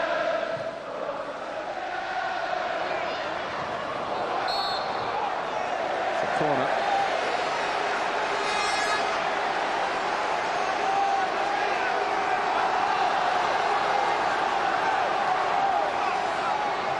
He's got 10 minutes left,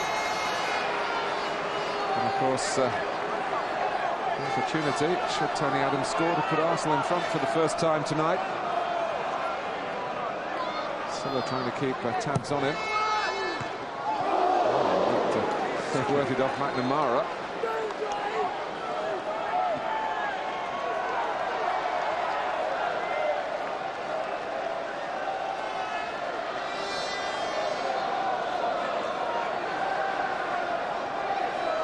Ian Wright's having a very good chat to the crowd. Good rapport. There's a surprise. Yeah, great rapport. He's always had it with the fans.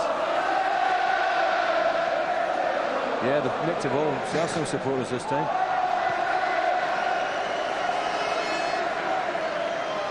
I think Arsenal, having made something like £10 million in prize money alone this season, can afford the odd football to go adrift tonight.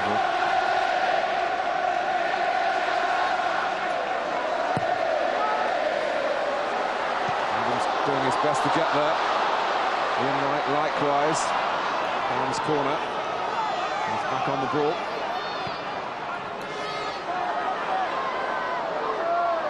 Parler's cross. Comes out to Vieira.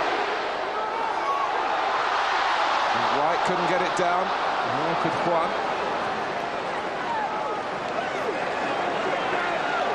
One looks quite good, Mark, doesn't he? I mean, he's very lively and he's so full of enthusiasm. But his ball control and his left-hand cross have been pretty good standard.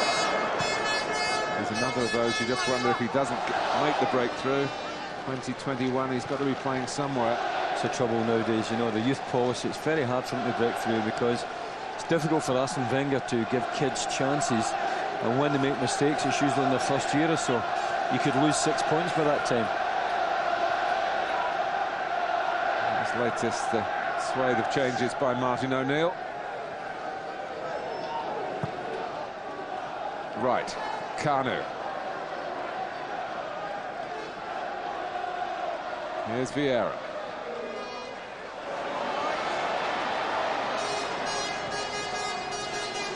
Juan. And this is Lee Dixon. Hunt for more goal-scoring glory. Luzhny.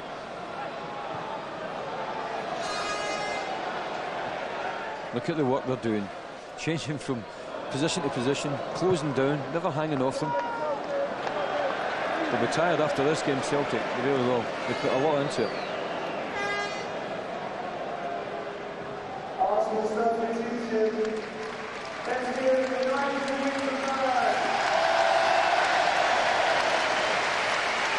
Well, Nigel Winterburn hasn't quite gone the full distance. Liam Chilvers, another of the players coming through the ranks here, 20 years old, comes from Chelmsford. Had a spell in the Football League on loan with Northampton. And he comes in to play, I should say, on the left of Tony Adams. Everything should be related to the Arsenal captain tonight. He's at left back. I was just thinking before that substitution, Frank, Patrick Vieira, with all that's at stake for him in the World Cup, and here he is still going strong. There've been plenty of meaty tackles around him. Yes, I know. I'm a wee bit surprised he's still on, actually. I thought under the circumstances he might have been taken off. He's not getting involved in too many heavy tackles himself, but it can happen by accident. Of course, the man who has captained Arsenal so often this season in the absence of Adams, who only played 10 games in the Premiership, only the minimum to qualify for a medal. McParland, and now Fotheringham.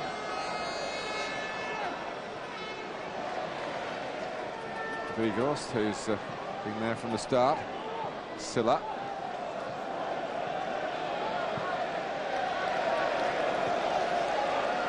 This is McGovern. Carlin's cross. Pulled out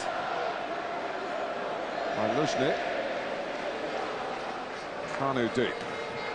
Coming to the final 5 minutes. One hesitates to say of Tony Adams' playing career at Arsenal, but it could just be that.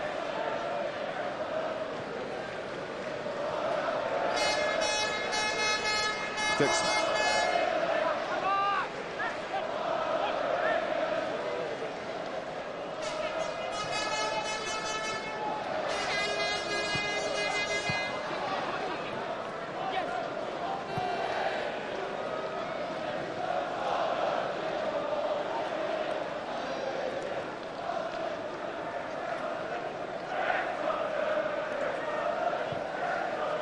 Luzhny.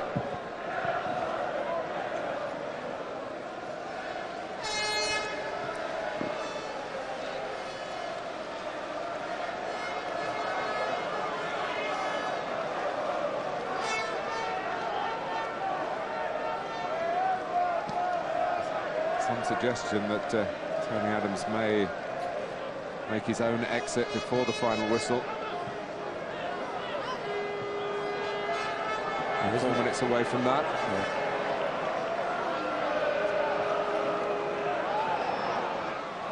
Juan. Oleg Luzhny, who's never scored a goal in an official match for Arsenal. Parlour, of course, has. And has a most famous goal to his name now. That turned the FA Cup final Arsenal's way against Chelsea. Very modest he was about it afterwards. Yeah, he is in his comments, isn't he? He is very modest lad. Actually, he doesn't score many goals.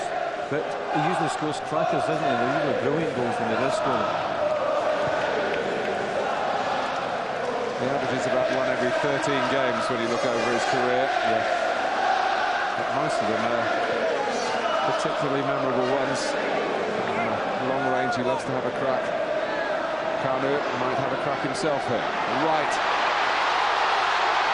It's don't know what they want to see more, an Ian Wright goal or a Tony Adams goal. Yeah, well, just a little bit. It was a good turn, and then his first touch away from the ball then just took it too far away from him. But it still looks quite sharp. He wants to do a little bit of sport still. There's Tony Adams up now.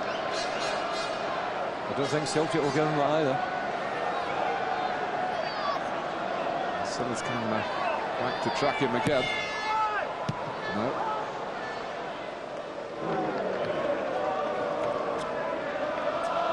Just sum him up.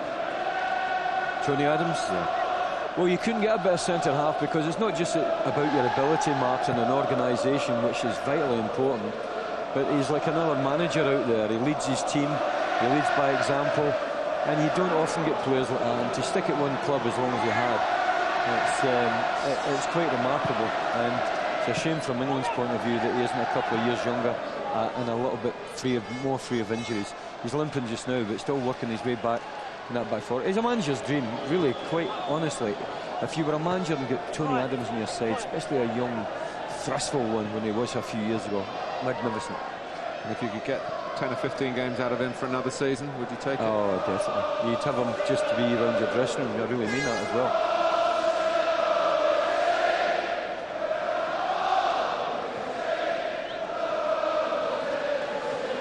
I think he fancies another goal as well. Look, he's off. He is, as he set off, of course, in '98 when Steve Bold put him through against Everton on that championship-winning day. But he'll have to work for everything against Celtic. They won't hand it to him, even as his testimonial. I don't think he'll get back from that run. Silla.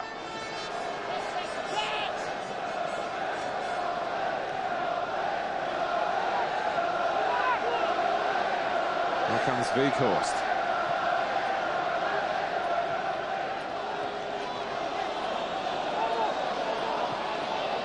Silla. Still looking to win it for Celtic. Yep, good effort as well. He is a fit boy. He played the whole game yesterday, and another 90 minutes here tonight. It is thank you time, and it's mutual.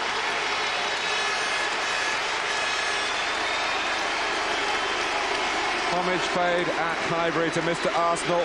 If it is the farewell, it could not be more fitting.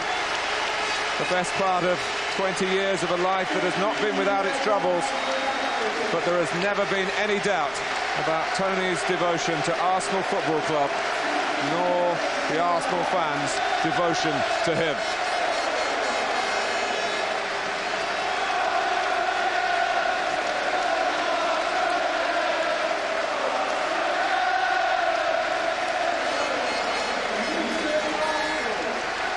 Why can't football go on forever? It's amazing. It's one of the most disappointing times in your life when you've got to finish a game that you love.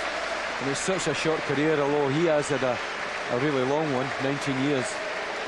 But just when you're thoroughly enjoying it, just when you know so much about the game, your legs start to go a little bit. So now Ian Wright has the stage really all to himself. He's running out of time.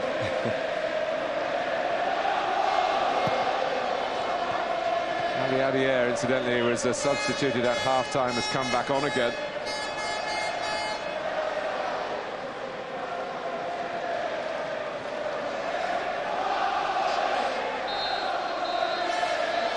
Celtic, as always, have played their part on these occasions. And the biggest compliments you can pay about the evening really is it has been worthy of the man. Absolutely. Terrific crowd, good-natured, very competitive. Celtic doing tremendously well. Always make it a good game, Celtic. One goal each. Lovely way to finish the match, isn't it? And 2 goals, both from Englishmen. Yeah, that's right. Alan Thompson for Celtic, yes. Lee Dixon for Arsenal. Absolutely.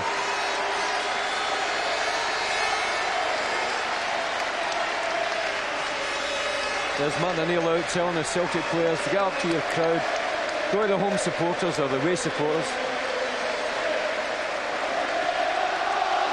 Thank you to his teammates and to the opposition, who probably at times played with a bit too much steel for some of the Arsenal players. Great effort by Patrick Vieira to be part of it, representing the French contingent. Thierry Henry not quite fit enough to participate, but he was here to cheer, and he was not alone.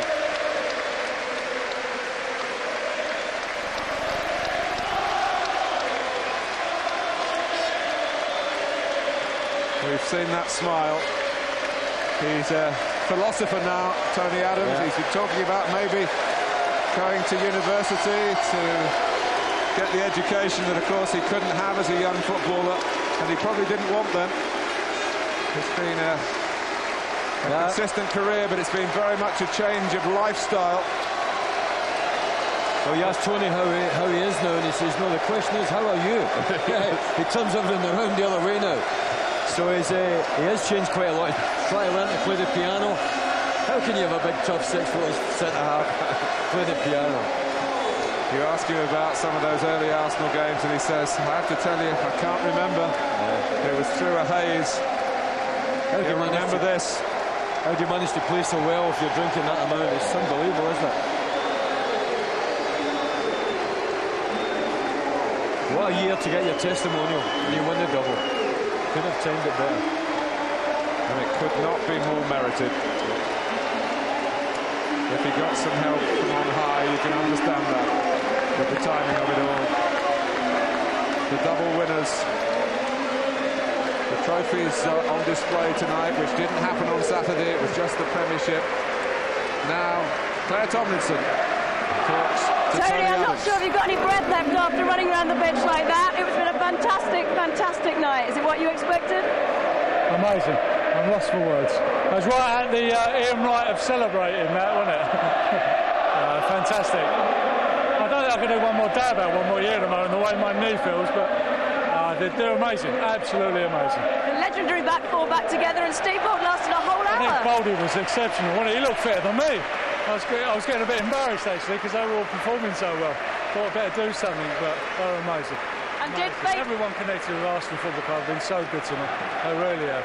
And especially the fans have been wonderful. Did fate write the script, Lee Dixon, on his last appearance, getting the goal? Wasn't it? Fantastic, isn't it? It's just so... I'm pleased for him. They've been, with me all the way, so...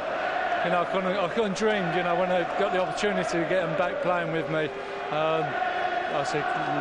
We have to mention Celtic. It was a high tempo this set for a friendly. It was fantastic as well. Their support's amazing. But this takes some beating. The Arsenal boys are fantastic. I'm going to ask you this. Just remind us again, the fans are singing one more year. What's the thought process going to be? I don't think I'll do one more day with my knee at the moment, but I'll have a rest and have a look at it and talk with the manager and see. Tony, you've given us a lot of pleasure over the years. Enjoy your night.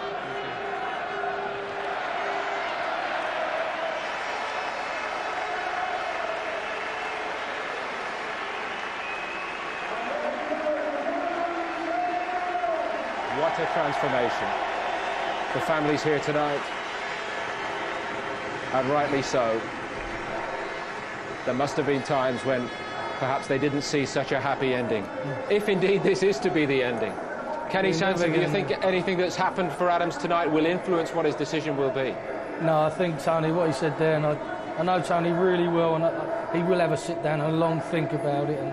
And when you got a night like this, of course you want to play. He said about winning the cup final, he said it was